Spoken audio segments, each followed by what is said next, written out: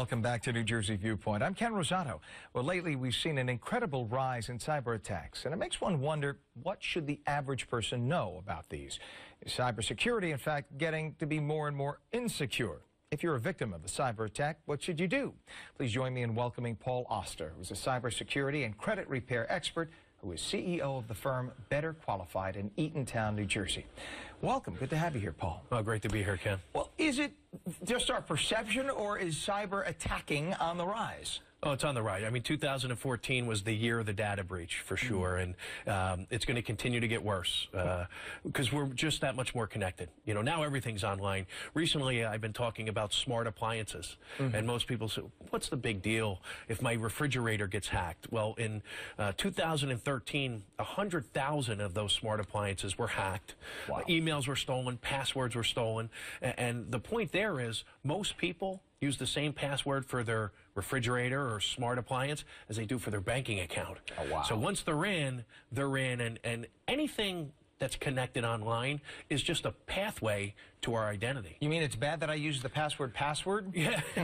Hello, goodbye, 1, 2, 3, 4, 6, 5, 4, 3, 2, 1, all of those things, or not changing your pins and passwords. We've almost become numb. We joke about it, right? Another data breach, 1 million, 10 million, 1 billion, who cares? I feel okay. Didn't hurt me, so I don't change my pins and passwords.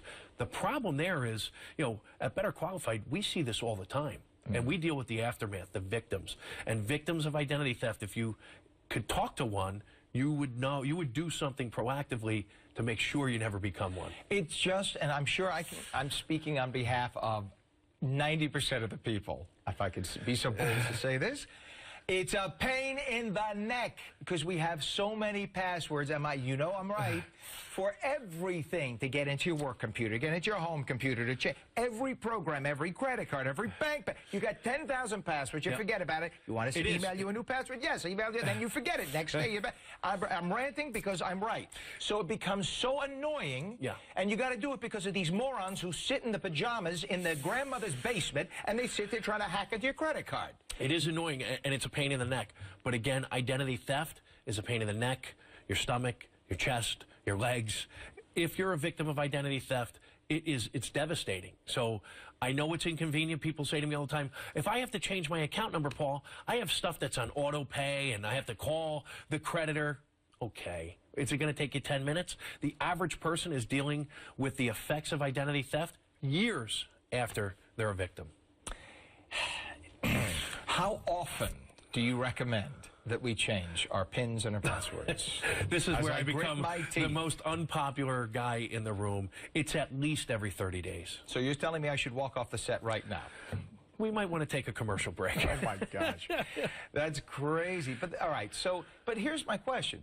If it's so darn easy for these hackers to hack in, then what really are you telling? Then if they could hack into my current password, then what is changing it going to do? If they can hack into this, why can't they hack into the next one? That's great. The perception is that it is easy. So the data breaches happen.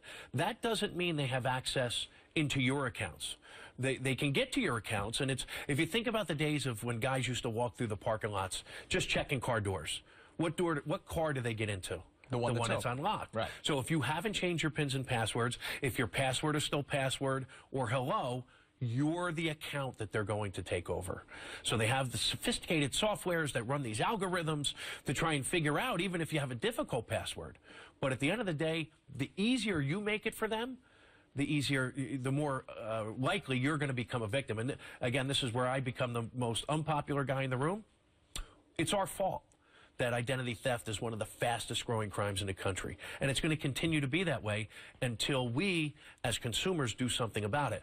We lock our front doors, we lock our cars, we lock our phones. We do very little to lock our identities. And there's no such thing as identity theft protection because our information, our data, is in 10 million billion places out there over the internet. But the idea is to secure what you can. All right, let's say sadly, to say the inevitable happens. Because I think we've all had a credit card number stolen or whatever, or bank account violated or whatever. So it happens. What do we do? So you have to make sure that you are aware of it. Early detection is the key. Like I just said, there's no such thing as protection. So unfortunately, we live in a day and age where you need to be involved in a credit monitoring program. And The FTC gives us all one free look on annualcreditreport.com to check our credit reports. I almost like to say thanks for nothing. Once a year, really, that's something that should be changed to every 30 days we should have access. But if not, then we have to pay a couple bucks a month to be involved in a credit monitoring program.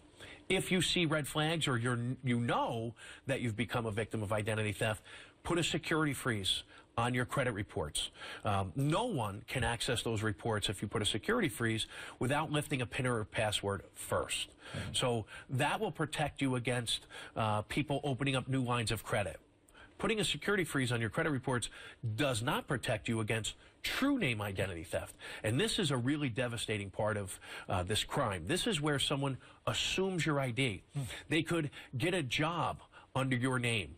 Why do they want to do that? Maybe they're a felon, an ex-convict. Maybe they're a child predator. Maybe they want to get a driver's license because they're on their 4th DWI. And to do all those things, they don't need access to your credit reports.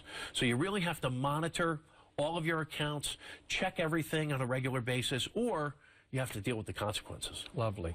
There are so many of these new security cams that work on a Wi-Fi in the house today. Yep. And one of my neighbors told me that they found themselves on one of it was in Russia, one of these Russian sites where their Wi-Fi, whatever it is. Yep, absolutely. So that's also something. Be Baby careful. monitors. Make sure that you have that locked and change the ID on that. We're out of time, but I just want to put that out there. So if you have your... Scary. Okay, we're out of time. I want to thank you so much, Paul Oster, for being here. Good luck with that. Good luck, everybody. I'm Ken Rosato. We thank you for joining us. With all of that, enjoy the rest of your weekend.